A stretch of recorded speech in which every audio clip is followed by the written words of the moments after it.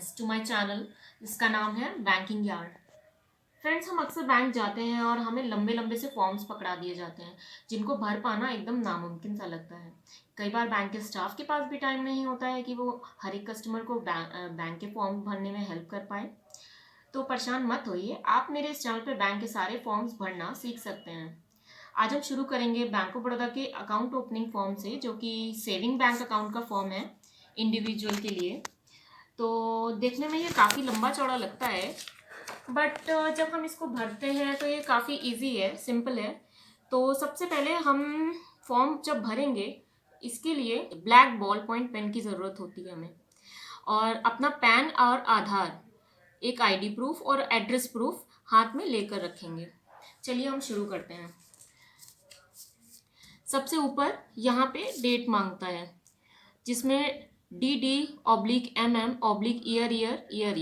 तो इस फॉर्मेट में हम डेट को भर देंगे।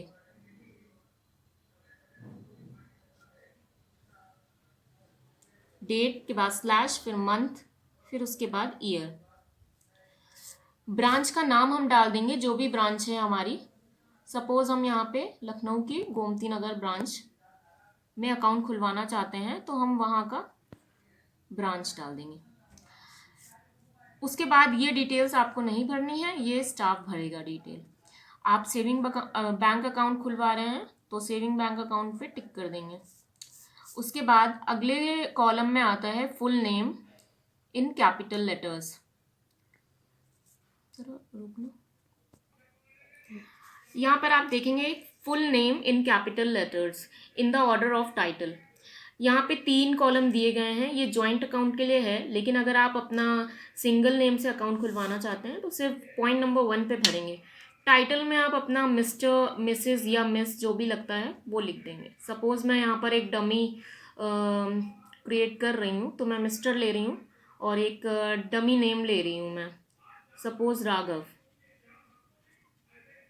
और सर नेम, एक ब्लॉक छोड़ने के बाद हम सर नेम लिखेंगे। थोड़ा सा राइट साइड में आएंगे तो आप देखेंगे यहाँ पे मेल, फीमेल और ट्रांसजेंडर का ऑप्शन दिया हुआ है, इसको आप ऑप्ट करके यहाँ पे लिख देंगे मेल। डेट ऑफ बर्थ आप अपने पैन कार्ड से और आधार कार्ड से या जो भी डॉक्यूमेंट आप दे रहे हैं उससे आप ले लेंगे। यहाँ पर मैं एक डमी डेट ऑफ बर्थ भी लिख रही हूँ।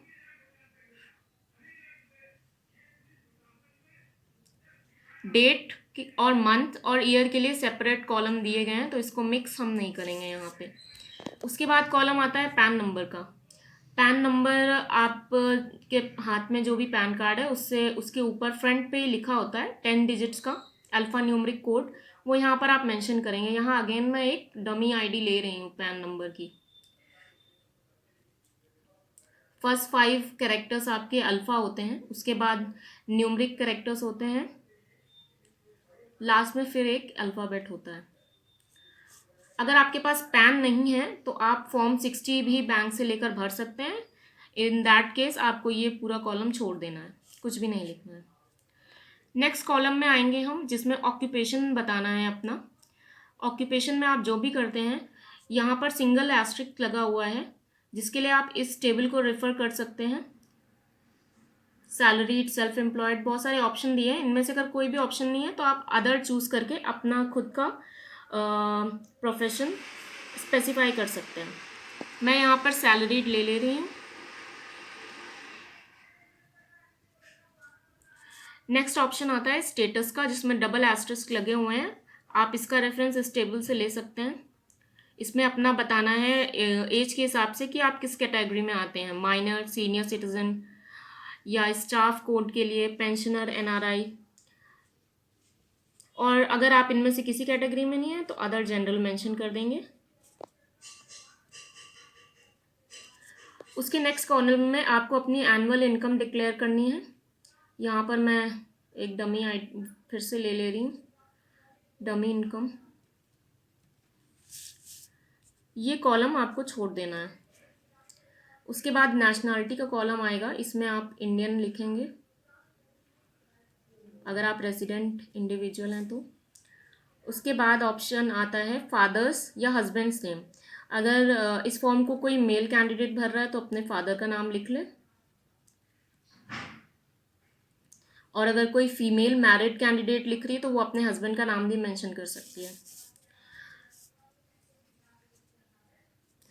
अगर ये अकाउंट जॉइंट में खुल रहा है तो आप सेकेंड थर्ड कॉलम को भी भर सकते हैं, जैसे कि मैंने फर्स्ट के लिए भरा है वही चीज़ें यहाँ सेकेंड के लिए भरनी है।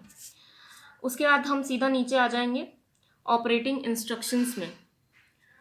ये simple saving self individual account खुल रहा है सिर्फ एक पर्सन का, तो यहाँ पे सेल्फ पे टिक कर देंगे क्योंकि वो अपना खुद का अकाउंट ऑपरेट करेगा।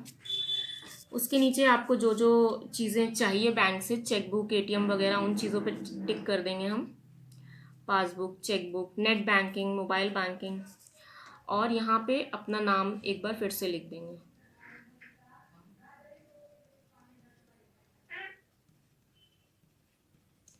ये हमारा फर्स्ट पेज कंप्लीट हो चुका है। इसी तरह अब हम सेकेंड पेज पे आ जाएंगे। ये पेज एड्रेस के लिए होता है। इसमें 3 कॉलम दिए गए हैं। पहला वाला रेजिडेंशियल एड्रेस के लिए है, दूसरा वाला कम्युनिकेशन एड्रेस के लिए है, तीसरा वाला परमानेंट एड्रेस के लिए है। कई बार ऐसा होता है कि हमारा जो परमानेंट एड्रेस होता है वो किसी दूसरी सिटी का होता है, और अभी जो हम रह रहे होते हैं वो रेजिडेंशियल एड्रेस दूसरा होता है, तो उस केस में कन्फ्यूजन हो जाता है और फॉर्म कई बार गलत हो जाता है। तो परमानेंट एड्रेस आप सबसे पहले भरिएगा। आपके आधार कार्ड पे जो भी डिटेल्स लिखी हुई हैं उस हिसाब से आप अपना परमानेंट एड्रेस भरेंगे।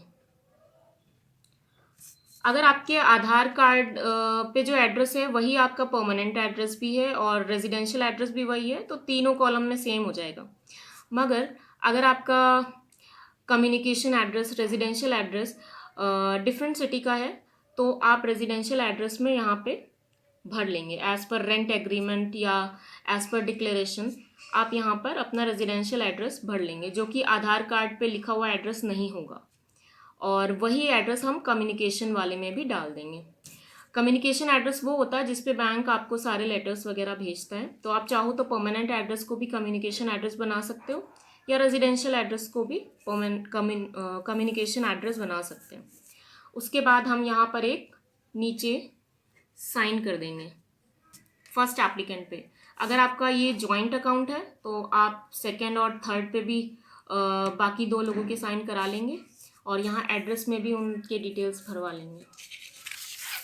नेक्स्ट पेज पे हमारे पास है फ़ोटो और सिग्नेचर कार्ड से रिलेटेड।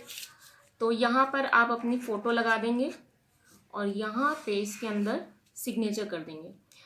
ध्यान रखिएगा जो भी आप सिग्नेचर कर रहे हैं वही बैंक में हमेशा के लिए चलेंगे, इसलिए साइन हमेशा एक जैसा ही करेंगे आप हर पेज पे।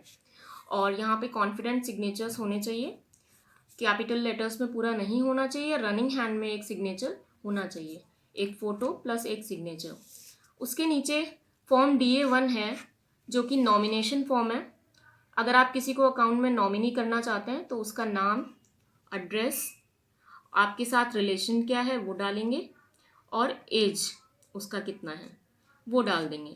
इन केस आप जिसको नॉमिनी बनाना चाहते हैं वो माइनर है तो उसका डेट ऑफ बर्थ आप यहाँ डालेंगे और गार्जियन डिटेल्स यहाँ पर देंगे। और यहाँ पर एक साइन आप और कर देंगे। नेक्स्ट पेज है फटका CRS एनेक्चर का, जो कि टैक्स कंप्लायंस से रिलेटेड फॉर्म है। इसमें भी आपको अपनी बेसिक डिटेल्स देनी है। अगर आप रेजिडेंशियल इंडियन हैं तो आप यहाँ पे ए वाले पे टिक कर देंगे, I am a tax resident of India, और कंट्री में इंडिया डाल देंगे। उसके बाद ये जो भी डिटेल्स मांग रहा है ये सब आप अपनी IDs के हिसाब से भर देंगे। अपना नाम, फादर्स नेम, हस्बैंड या वाइफ का नाम, स्पाउस में,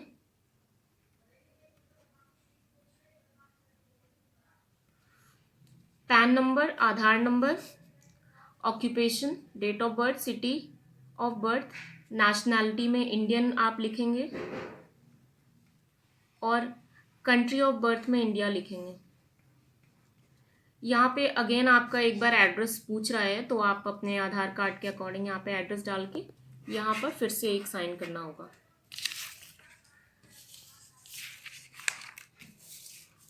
ये लास्ट पेज है, इसमें आपको अपने एड्रेस प्रूफ और आईडी प्रूफ का डिस्क्रिप्शन देना है। आपने फ़ोटो आईडी में अगर पैन कार्ड को चूज़ किया है तो टाइप ऑफ डॉक्यूमेंट में पैन डाल दीजिए, डॉक्यूमेंट नंबर पैन का डाल दीजिए,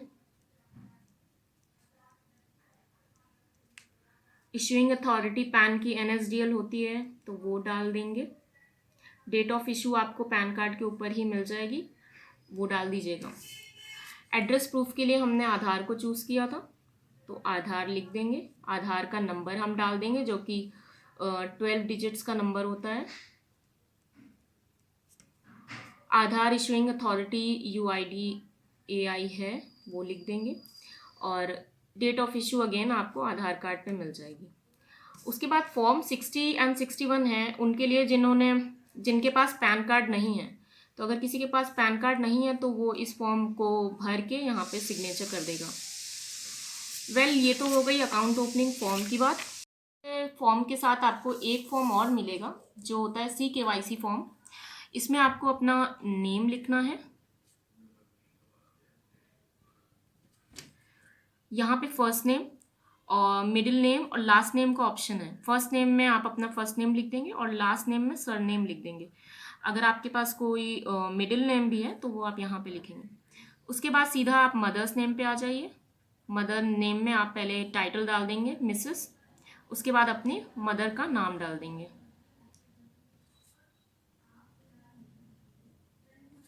उसके बाद कुछ चीज़ें आपसे पूछी गई हैं, इनको आप अपने हिसाब से टिक कर सकते हैं। Gender, marital status, citizenship, residential status, occupation, जो भी आपके ऊपर एप्लीकेबल हो वो चीज़ें टिक कर देंगे। यहाँ पर आप सिटी ऑफ बर्थ डाल देंगे, यहाँ कंट्री ऑफ बर्थ डाल देंगे। केवल 2 लेटर्स स्टार्टिंग के मांगता है कंट्री के, तो वो डाल देंगे आप। उसके बाद आपकी जो भी आईडी है वो एक बार फिर से आपको यहाँ पे डालना पड़ेगा। सपोज पैन नंबर डालना है तो यहाँ पे डॉक्यूमेंट नंबर में पैन नंबर डाल देंगे, आधार नंबर डाल देंगे और लास्ट में यहाँ पर हम साइन कर देंगे। So that's all with the account opening form. देखा, ये इतना भी टफ नहीं था जितना हम समझते हैं।